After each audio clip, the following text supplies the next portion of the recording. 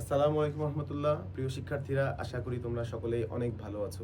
তোমাদের অনেক রিকোয়েস্টের জন্য আমি আজকে বিজ্ঞানের ধারাবাহিক দ্বিতীয় ভিডিও নিয়ে উপস্থিত হয়েছি।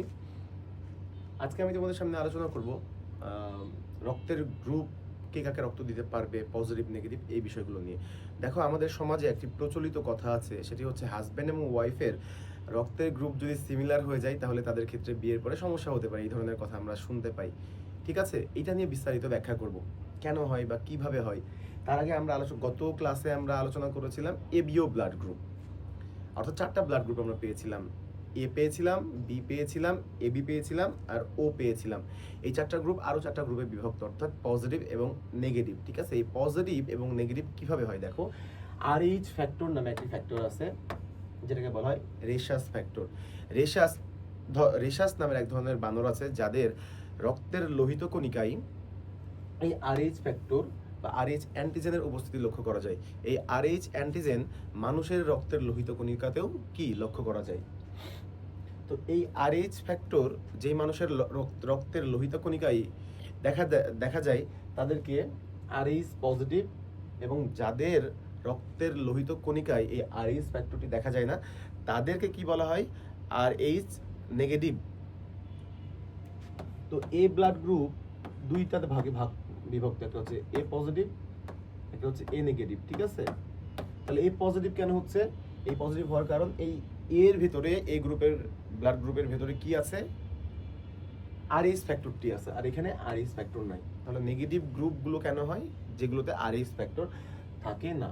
তাহলে RH ফ্যাক্টর আমাদের ক্লিয়ার হলো। এবার আমাদের আলোচনার বিষয় যে কোন গ্রুপকে রক্ত দিতে পারবে, কোন গ্রুপকে রক্ত দিতে পারবে না।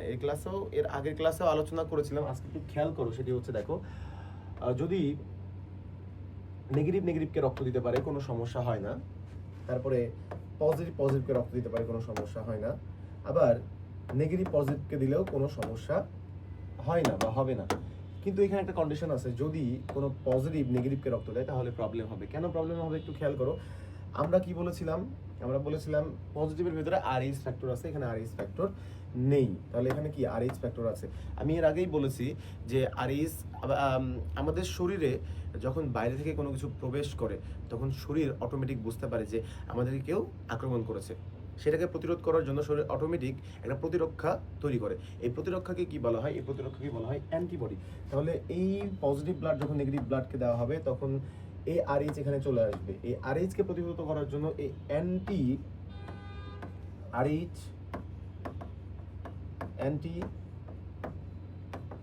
অ্যান্টিবডি তৈরি করবে শরীরের ভেতরে। এটা তৈরি হওয়ার প্রসেসটা একটু খুব লেন্দি, আস্তে আস্তে আস্তে তৈরি করবে। ততদিনে এই RH ফ্যাক্টরটি কি হয়ে যাবে? ধ্বংস হয়ে যাবে, অর্থাৎ নষ্ট হয়ে যাবে। তো প্রথমবার যদি পজিটিভ নেগেটিভকে ব্লাড দেয় তাহলে সেক্ষেত্রে কোনো সমস্যা হবে না। কিন্তু আবার যদি দ্বিতীয়বার ব্লাড দেয় তাহলে কি হবে? এই RH ফ্যাক্টরটা আবার চলে আসবে। চলে আসার পরে সে দেখবে RH অ্যান্টিবডি এখানে কি উপস্থিত। তখন এই RH অ্যান্টিবডি RH এর সাথে বিক্রিয়া করে এই রক্তকে জমাট বাঁধিয়ে ফেলবে। সো তখন ওই রক্তের গ্রুপের মানুষ মারা যাবে। ঠিক আছে, এই জন্য পজিটিভ ব্লাডের গ্রুপ নেগেটিভকে ব্লাড দিতে পারবে না। এবার আমরা দেখব যে স্বামী এবং স্ত্রীর মাঝে যদি স্বামীর রক্তের গ্রুপ পজিটিভ হয় এবং ওয়াইফের রক্তের গ্রুপ যদি নেগেটিভ হয় তাহলে কি সমস্যা দেখা দিবে।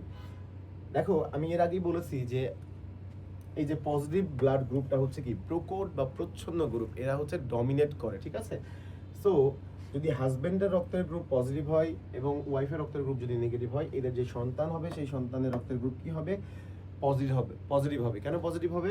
কারণটা হচ্ছে এই যে পজিটিভ গ্রুপটা হচ্ছে প্রকট বা প্রচ্ছন্ন গ্রুপ, এরা হচ্ছে ডমিনেট করে। তাহলে যে সন্তানটি হলো, সন্তানটি কি পজিটিভ হবে। এই সন্তানটি যখন জন্ম নিবে তখন মায়ের নাড়ি কাটতে হয়। মায়ের নাড়ি কাটার ফলে সন্তানটি পৃথিবীতে জন্ম নেয়।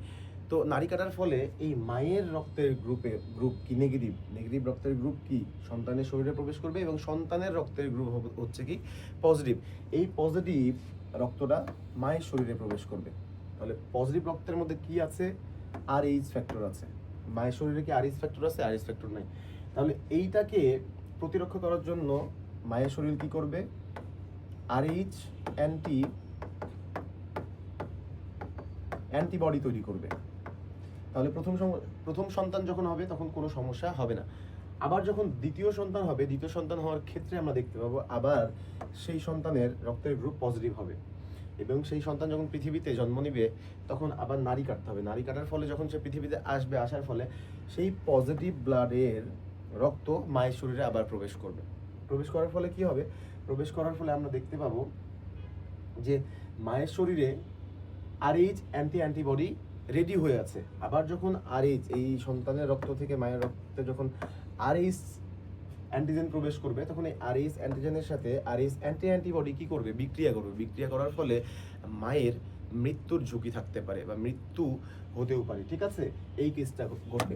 আরেকটা কেস ঘটতে পারে, দেখো, সেটা হচ্ছে সন্তান মায়ের পেটে মানে ভ্রূণ হিসাবে প্লাসেন্টা বা অমরার মাধ্যমে জরায়ুর সাথে কানেক্টেড হয়ে থাকে। ঠিক আছে, সো সন্তানের যে রক্ত, এই রক্ত মায়ের শরীরে প্রবেশ করবে।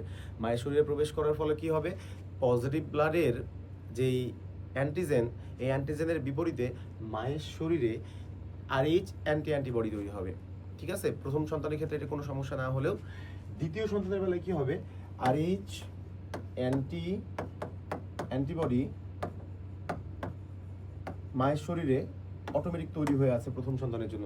দ্বিতীয় সন্তানের ক্ষেত্রে কি হবে? এই আরএইচ অ্যান্টিবডি সন্তানের এই যে আরএইচ কে কি করবে? এর সাথে বিক্রিয়া করবে। বিক্রিয়া করার ফলে সন্তানের রক্তে প্রবেশ করবে এবং রক্তকে জমাট বাঁধিয়ে ফেলবে। এর ফলশ্রুতিতে সন্তানের রক্তেও স্বল্পতা দেখা দিবে বা এই সন্তানটি ভ্রূণ হিসাবে কি নষ্ট হয়ে যাবে, অর্থাৎ সন্তান যখন জন্ম নিবে মৃত সন্তান জন্ম নেওয়ার সম্ভাবনা থাকবে। ঠিক আছে, তাহলে আমরা বুঝতে পারলাম যে স্বামী এবং স্ত্রীর মাঝে যদি রক্তের গ্রুপ পজিটিভ এবং নেগেটিভ হয় তাহলে সেক্ষেত্রে সমস্যা দেখা দিতে পারে। তাহলে এখন অবশ্যই আমাদেরকে বিয়ে করার আগে রক্তের গ্রুপটা চিহ্নিত করতে হবে যে আমাদের হাজব্যান্ড এবং ওয়াইফের রক্তের গ্রুপটা কি। যদি এরকম হয় একটা সন্তান নেওয়ার পরে আমি আর সন্তান নিব না, আমি আমার হাজব্যান্ড ওয়াইফকে নিয়েই পৃথিবীতে বেঁচে থাকতে চাই, তাহলে কোনো সমস্যা হয়তো হবে না। কিন্তু যদি অধিক সন্তান নিতে চাই তাহলে সেই সমস্যাটা দেখা দিতে পারে শুধুমাত্র এই গ্রুপের, ছেলের পজিটিভ মেয়ের নেগেটিভ। আশা করি আজকের ক্লাসটি তোমরা খুব সহজেই বুঝতে পেরেছো। নেক্সট কোনো ক্লাসে তোমাদের এরকম কোনো রিকোয়েস্ট পেলে আবারও বিজ্ঞানের কোনো ক্লাস নিয়ে হাজির হব। সেই পর্যন্ত ভালো থেকো, সুস্থ থেকো, আল্লাহ হাফেজ।